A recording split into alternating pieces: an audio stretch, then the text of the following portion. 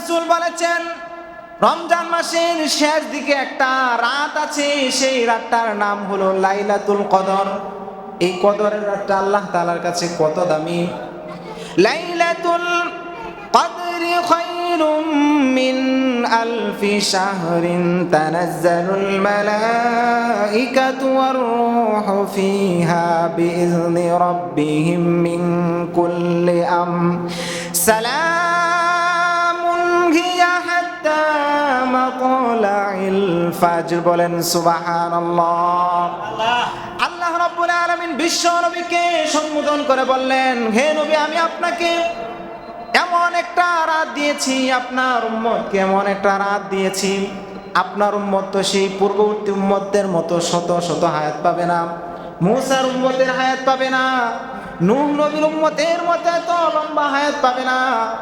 সুতরাং আমি আপনার উম্মতকে একটা রাত দিয়েছি, এই রাতের মধ্যে যদি আপনার কোনো উম্মত সঠিকভাবে ইবাদত করে, অন্য সময় 83 বছর 4 মাস ইবাদত করলে যেই সওয়াব হবে, ততটুকু সওয়াব আল্লাহ রাব্বুল আলামিন ওই ব্যক্তির আমলনামায় লিখে দিবেন।